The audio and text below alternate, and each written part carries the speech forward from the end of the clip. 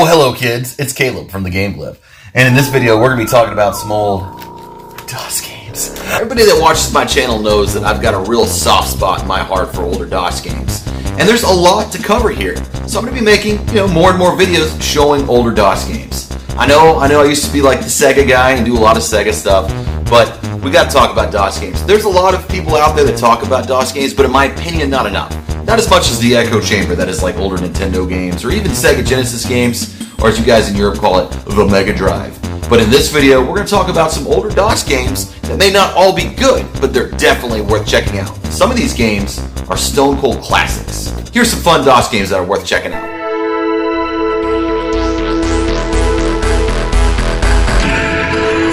BioMenace. BioMenace was released for MS-DOS in 1991 by Apogee Software. It used the exact same game engine as Commander Keen, Goodbye Galaxy, and it's a pretty cool little side-scrolling action game. There's some platforming in this game, a lot of shooting, and surprisingly, despite the kind of kiddie-like graphics in this game is relatively violent. There's something about this game that's really fun. The art style and the color that they used in this game is pretty interesting. This game is actually still worth going back and playing now because it has really tight controls, has really clean graphics, good music. It's almost like a 2D side-scrolling version of Wolfenstein in the sense that you go back and forth left and right instead of in a 3D plane. You collect keys, you can go in windows, you can get grenades, there's different types of guns that you can get in this game. It's still pretty fun and I actually really enjoy this game. Surprisingly, I did not know about this game until more recently, I guess in the last like 5 years. It was fun going back and playing this game. I remember the order form for Apogee Games, and I remember seeing this game listed and seeing the pictures as a kid but never actually being able to play it. This game has, again, relatively pretty mature themes because it's very violent. Like when you shoot enemies, they explode and guts go everywhere. There's dead bodies sitting on couches and blood. It's fun. I enjoy this game. BioMenace is definitely a game that's worth checking out now. It's really hard to go wrong with Apogee Software.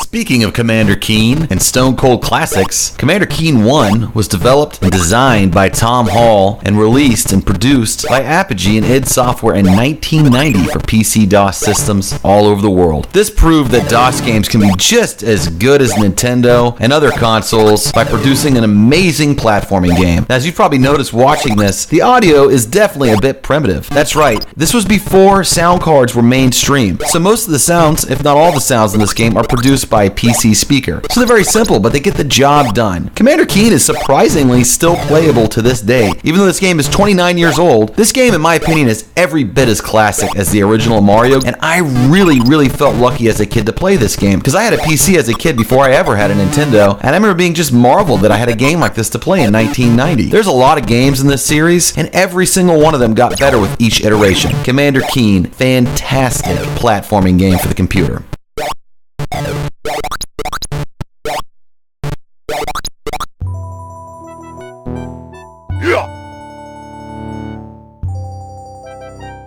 Now, I feel I was pretty honest with everybody in my intro that not every game on this list is actually good, but this game is interesting. This is Shadowcaster. This game was produced and released by id Software and Raven Software. I think it was actually created with the Wolfenstein engine, but it was a first-person RPG. And I played this game as a kid and I never got anywhere in this game because the controls are so bizarre and cumbersome because they're very mouse-oriented. You have to use the mouse to control everything that you do. You have to interact with the environment as well. So it's kind of like a point-and-click dungeon crawler, graphic adventure / action RPG, as you do level up in this game in different ways and pick up items and your character stats supposedly increase in certain ways. But again, I was never able to get anywhere in this game. Now, I do find the opening cinematic sequence, which I used in my intro, very charming, and I love those old style graphics like that. They're just really charming, and they're just fun to watch, and I'm very nostalgic for them. But I will say that this game is almost completely unplayable to me at this point. Despite trying my hardest, I never got anywhere capturing the footage in this game. I just couldn't even figure out how to open this door. So if any of you guys are watching this video and you're a Shadowcaster master, please tell me what to do in this game, because I do like the music and I do like the graphics. I just don't know what the heck to do in this game. This is Shadowcaster for DOS. It was released in 1993 and it just may not hold up that well. But hey, that's up to you. It's just an opinion.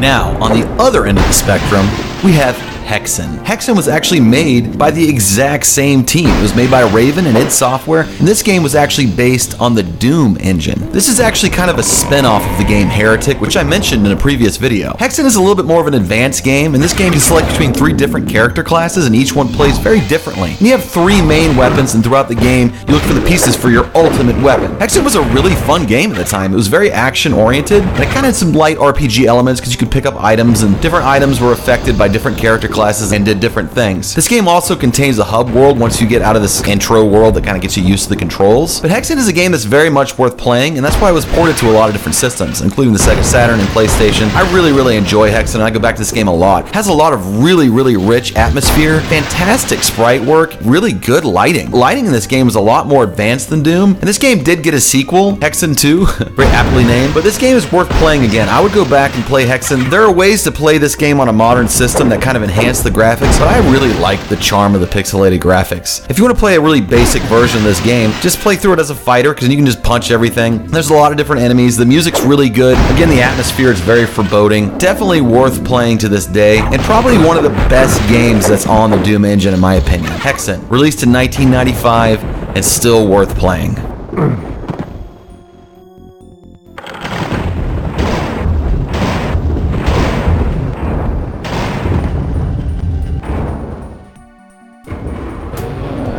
Killer Blaster was released in 1992 in North America by Epic Mega Games, and it's a fixed shooter single-player game. It's a space shooter, and it's a pretty fun game. It's now completely gone into the freeware or abandonware, but it was released by Epic Mega Games, and it's pretty much the most basic space shooter you could ever imagine. I had the shareware version as a kid, and I enjoyed playing it. At the time, I thought it was pretty cool. It was almost like a little arcade game on my computer. The music was good. It was composed by Dan Froelich. It's very much like the arcade game Galaxian, and has very simple movement. You can move the ship all over the screen and blast the enemies as they come out. There are different guns that you can get. There's attachments to your ship that allow you to shoot multiple blasts. It's a fun game, but it's very basic, very simple. It's no Tyrion, and Epic Mega Games always made really cool games. Remember, this is the company that went on to make the game Fortnite, so it's kind of neat to see where they started. Killer Blaster for PC, a simple fun time.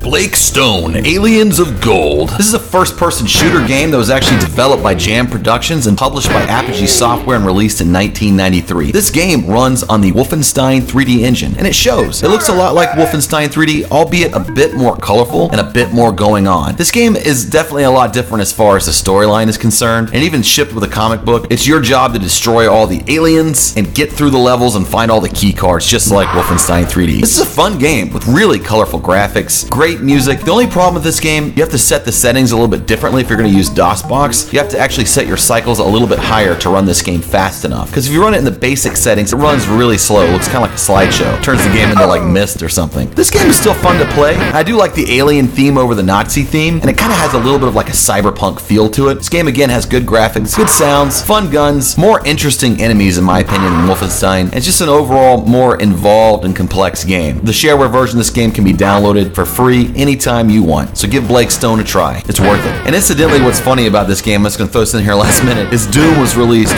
1 week after this game came out, and Doom just slaughtered Blake Stone. Obviously, the game just completely overshadowed it, being a far more superior game in graphics and gameplay. But this game is still worth checking out to this day, if anything, just for the nostalgia.